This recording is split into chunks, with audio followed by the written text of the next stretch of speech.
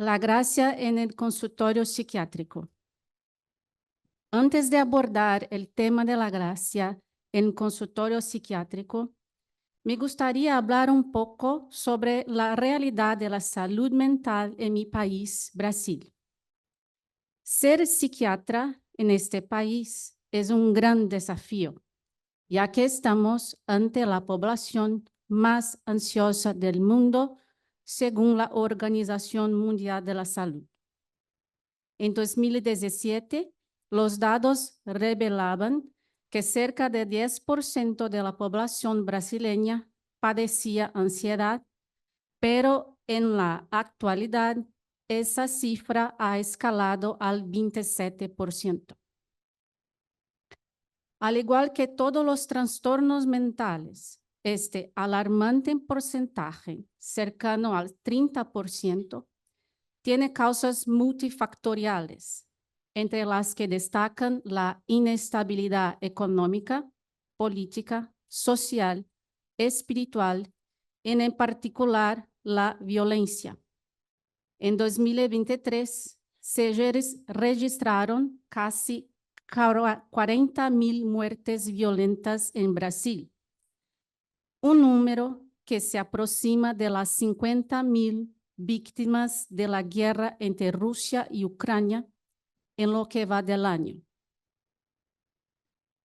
En relación con la psiquiatría, la Organización Mundial de la Salud estima que 1 de 4 personas padecerá algún tipo de trastorno mental a lo largo de su vida. Entre los trastornos mentales más comunes se encuentran la ansiedad, la depresión, los trastornos de personalidad, los trastornos de atención, los trastornos de estado del ánimo y los trastornos psicóticos. El tratamiento eficaz y la posible cura de estos trastornos requieren un enfoque basado en 5 pilares fundamentales: el uso adecuado de medicamentos bajo supervisión psiquiátrica, psicoterapia, actividad física regular, una alimentación saludable y una vida espiritual equilibrada.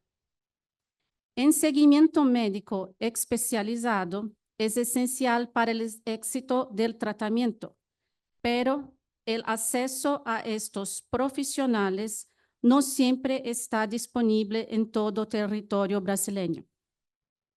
Según la demografía médica de 2023, Brasil cuenta con 13.888 psiquiatras para atender a una población de 200 millones de habitantes, de los cuales el 30% padece algún trastorno mental. El panorama de la medicina psiquiátrica en Brasil abarca tanto servicios públicos como privados. Los servicios privados se dividen entre atención particular y cobertura por seguros de salud o convenios, mientras que en el sector público los pacientes son atendidos a través del SUS, Sistema Único de Salud, en entidades de salud básica y unidades especializadas. Sin embargo, la realidad es que pocos tienen acceso a especialistas. Para ilustrar, cuando trabajé en una unidad básica de salud en Barro Villa Guaraní, en terminaciones de São Paulo, encontré una lista de espera de 3 años. 3 años para atención psiquiátrica. Paralelamente, enfrentamos otro desafío: la escasez de hospitales psiquiátricos. Según el Censo Federal de 2024, solo hay 104 hospitales en 17 estados. En resumen, hay mucho trabajo por hacer en todos los ámbitos de la psiquiatría. Un ejemplo de alta demanda es que en solo mes atiendo el promedio unos 500 pacientes en São Paulo.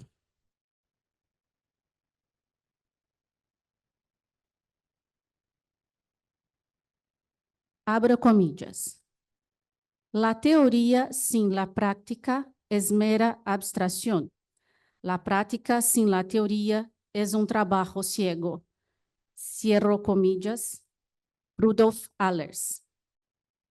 Tal como escribió Allers en su libro Autoaperfeiçoamento, Teoría y Práctica, mi experiencia de atender a 500 pacientes al mes es una dura realidad de existencia acelerada.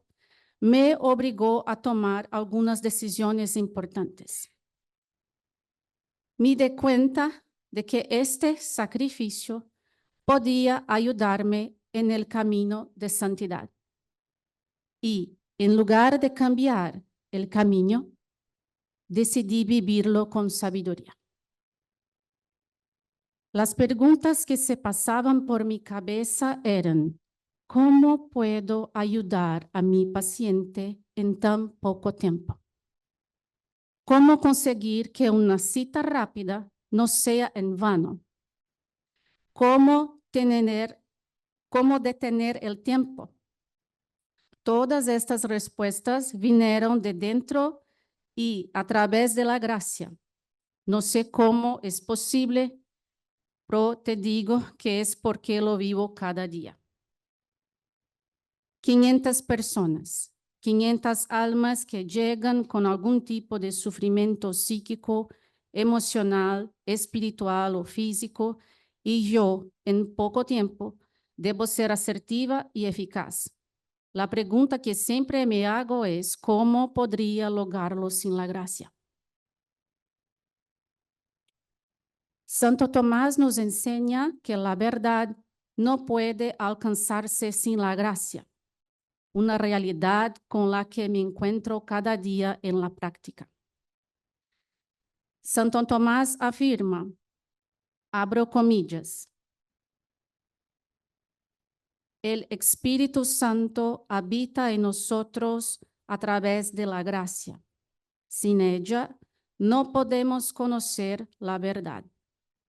Dios es quien ilumina, siendo para el Espíritu lo que la vista es para los ojos, y los ojos del Espíritu son el sentido del alma.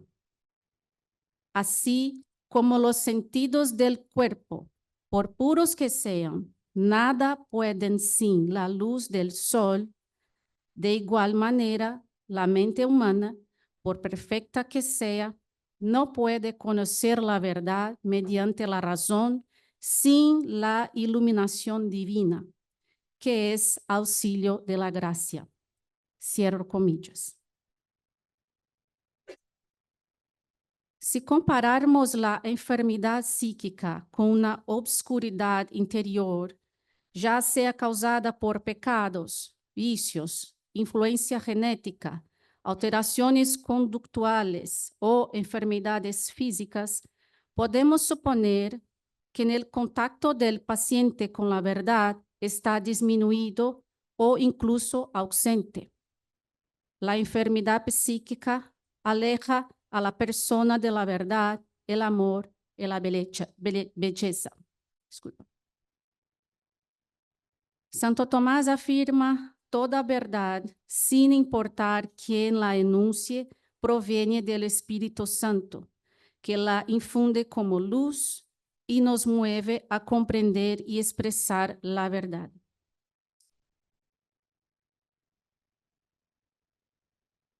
Si la verdad proviene del Espíritu Santo, independientemente de quién la transmita, y este alguien es el psiquiatra, entonces la gracia está actuando a través de él para iluminar el paciente. Aquí tengo que hacer una reserva no escrita. Tienes que saber que la mayoría de las personas que veo no tiene religión. Muchos son ateos, agnósticos, espiritistas, protestantes, otros de religión de origen africano, y los católicos que veo no siempre van a la misa los domingos, es decir, no tienen una vida espiritual seria o profunda. Así que es este contexto que él vivo cada día y que lo he hecho este comentario. La gracia está presente en el consultorio psiquiátrico y al conocer esta realidad, entendemos la magnitud de la responsabilidad inmaterial del psiquiatra. ¿Cómo evitar obstaculizar la presencia de la gracia? Tal vez la búsqueda de una espiritualidad auténtica, la autoobservación y la constante búsqueda de virtudes permitan al profesional que es consciente de esta presencia curativa e iluminadora desempeñar mejor su papel. El objetivo es ser un instrumento que lleve luz a la vida del paciente. Hoy en día, hay poco interés en meditar sobre la verdad, hablar de ella o practicarla. Ahora bien, si Cristo es el camino y la verdad, debemos recurrir a Él para ejercer la psiquiatría. Es gracias a nuestro Señor que la gracia estará presente en las consultas.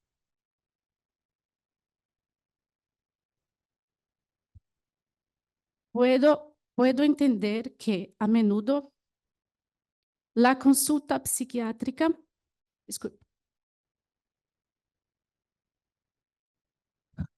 puedo entender que a menudo la consulta psiquiátrica puede ser la única oportunidad para que algunos pacientes entren en contacto con la verdad. Disculpe.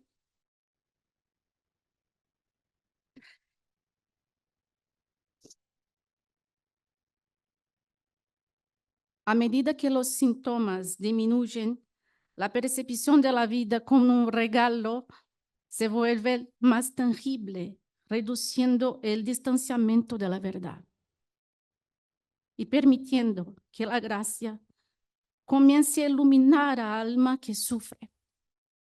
Quizás este proceso sea lo que propicie estas mejorías inexplicables que algunos de los pacientes que acompañan. Como ejemplo, recientemente atendí a una paciente que había estado lidiando con una depresión prolongada debido a un cáncer de mama metastásico. Después de someterse a cirugía y múltiples sesiones de quimioterapia, desarrolló una depresión severa. Durante meses sufrió de pérdida de apetito, insomnio, falta de motivación, desesperanza, pensamientos de muerte y una profunda tristeza. Casos como este suelen tardar en responder a los medicamentos psiquiátricos debido a la gravedad de la patología subyacente, en este caso un cáncer avanzado.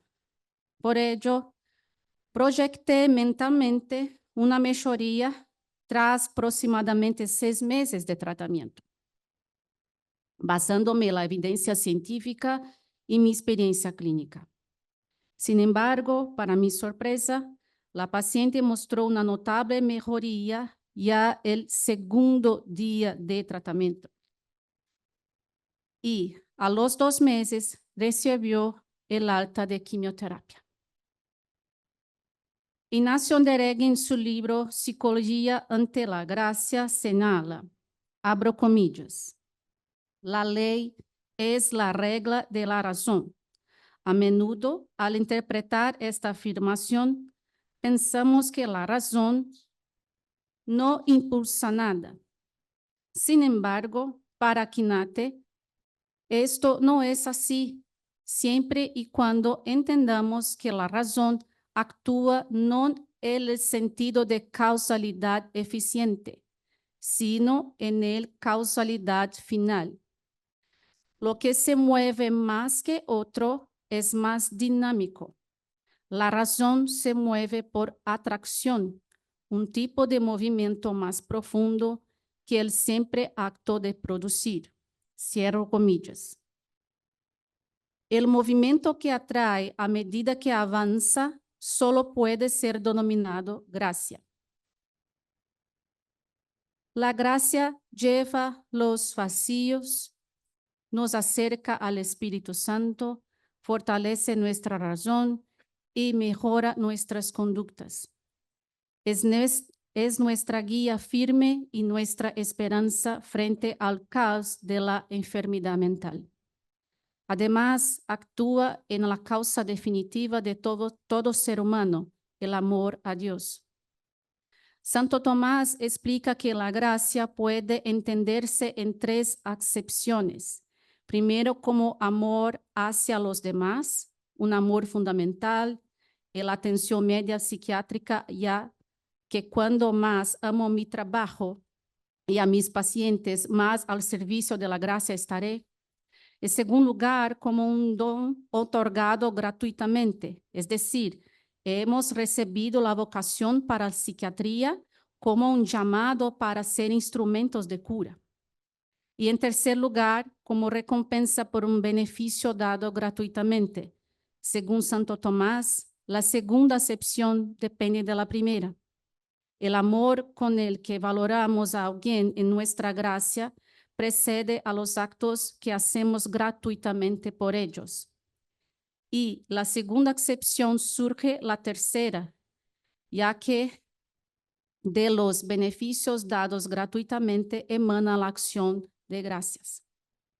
Frente a esta magnitud, nuestro papel en el consultorio psiquiátrico es reconocer la presencia de la gracia, esforzarnos constantemente para que esta realidad guíe nuestro cuerpo, alma y espíritu en el cuidado de nuestros pacientes.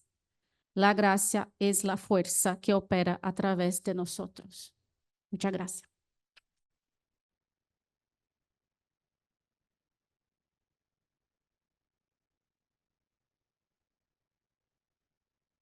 Bueno, agradecemos a la doctora Saba y no sé si quieren hacer alguna pregunta. A ver, allá. Muchas gracias, doctora. Una pregunta de la perspectiva práctica. No sé si en la mayoría de los casos, en primer lugar, ¿no? Percibes la necesidad de mirar al tratamiento del cuerpo o de la parte sensitiva del alma, ¿no? Entonces, con los medicinales, estas cosas, como has dicho o dijiste, con actividad física, esto, para después, se existe abertura, introducir esta parte espiritual o no, o más al contrario, o se, en la mayoría de los casos, percibes que es necesario introducir las dos cosas simultáneamente. Por supuesto que siempre según permiten los pacientes, quiero decir, como, como, como usted ves que sería el mejor caso, el mejor modo de tratar estas enfermedades. No, voy a intentar hablar Normalmente. español, pero yo pienso que las dos cosas al mismo tiempo sería el campo ideal, pero no siempre lo puedo, porque como dice antes, hay muchos pacientes que son ateos, por ejemplo. Entonces, si yo hablo de espiritualidad en la consulta, es como se puede ir a mi consejo médico y decir que yo no estoy haciendo la medicina correcta. Entonces hay una línea muy tenue entre yo que puedo y yo que no puedo. Pero yo siempre digo a todos los pacientes que la espiritualidad es un pilar, es una cosa muy importante, tan importante cuanto los medicamentos. Los pacientes que son católicos, que yo atendo y que no son de misa dominical o que no se confesan há muchos años, conforme los síntomas van disminuyendo, yo consigo hablar sobre esto porque muchas veces cuando la persona está enferma hay una confusión mental muy grande, entonces no se puede hablar sobre cualquier asunto con esa persona. Entonces hay que medicarla para ficar menos confusa, digamos así, Entonces puedes introducir algo como la verdad. Hay un paciente mío que estaba sin confesarse como a 20 años. Estaba hablando con él que soy católica y, oh, yo también, ah, vas a misa todo domingo. No, no voy a muchos años. Entonces comencé a hablar con él y decir cómo es importante. Una otra paciente que también no se confesaba muchos años, tenía una culpa muy grande de un error del pasado. Y yo pedí para ella como tarea para confesarse. Después me contó que sintió un gran alivio. Entonces, cuando yo puedo, yo hablo abiertamente sobre esto. Pero, por ejemplo, las personas que yo atendo que son de religiones africanas no se abren para esto. Es como una afronta si yo hablar sobre algo. Entonces, yo voy muy como rezando. Yo rezo por todos mis pacientes. Entonces, yo pido al Espíritu Santo que los ayude. Y yo hago que yo puedo. Gracias por la pregunta. A ver si hay alguna otra pregunta. A ver, allá. Doctora, muchas gracias por la brillante exposición y sobre todo porque sentimos aquí presencialmente que la doctora no solo trata sus casos como algo aleatorio, sino que está tratando con una persona humana, ¿no? Gracias. Y en ese sentido, quería preguntarle que muchas veces la doctora se defronta con un problema que ha llevado a muchos a dejar de creer en Dios, o por lo menos a alejarse, que es el problema del dolor y el sufrimiento, que en voz de muchos teístas es el mayor argumento que los ateos han encontrado contra la existencia de Dios, que es el sufrimiento. ¿Por qué existe el dolor? ¿Por qué existe el sufrimiento? En los casos que la doctora ve, pacientes que se presentan con ese gran dilema, ¿por qué Dios permitió esto en mi vida? ¿Por qué sufro? ¿Por qué me sucede esto? ¿Cómo la doctora aborda esa temática en sus consultas? Vale. Una confusión que la práctica acontece es que cuando el paciente está sufriendo mentalmente, hay muchas dolores físicas también. Entonces, cuando una medicación es efectiva, la persona no siente tanta dolor o mental o física, comienza a prepararse para una abertura para la verdad. Es que yo pienso. Porque cuando una persona no tiene fe, no cree en Dios, está con dolor, está enferma mentalmente, en una consulta rápida de psiquiatría, yo no tengo tiempo para hablar sobre esto. La dolor impide a la persona de se abrir para la verdad. Porque cuando nosotros que creemos en Dios estamos con dolor, pensamos como un sacrificio, como una puerta para la santidad. Pensamos diferente, pero ellos no piensan así. Entonces, yo tento leer el paciente, saber, pido la sabiduría Espíritu Santo que me guíe para saber cuándo yo puedo hablar sobre la verdad. Porque la verdad es que Dios es real, es vivo, estás aquí. Pero no puedo hablar sobre esto a todo momento, toda consulta. Pero yo creo que al disminuir la dolor mental o física, es una abertura para que puedan un día creer en Dios.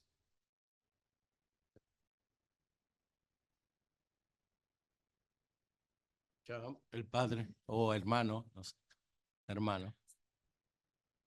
Muy bien. Bueno, muchísimas gracias por la exposición. Gracias. Después alguien le va a traducir seguro si no comprende. Pero nosotros hemos tenido también nuestro plan de formación como religiosos y en la orden para formación sacerdotal, la integridad entre la psiquiatría y el acompañamiento espiritual, cada uno basándolo desde el aspecto que le compete y cómo es necesario el conocimiento tanto de quien ejerce la terapia sobre lo que compete a su campo y lo que compete al campo propiamente del ejercicio ministerial y a la inversa igual. Quería consultarle cómo es que en la práctica se puede trabajar la relación de confianza con el paciente a partir también de esta falta de confianza para con Dios, que es lo que el alma naturalmente debería estar dispuesta, o al menos así fue creada, para estar en ese vínculo espiritual trascendente.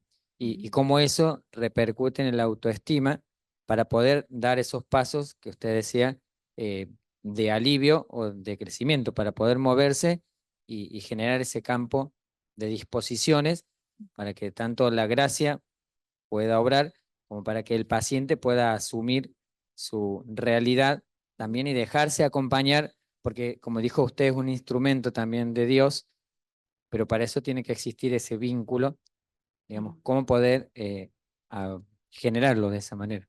Sí, yo creo que Brasil está tan enfermo por falta de directores espirituales.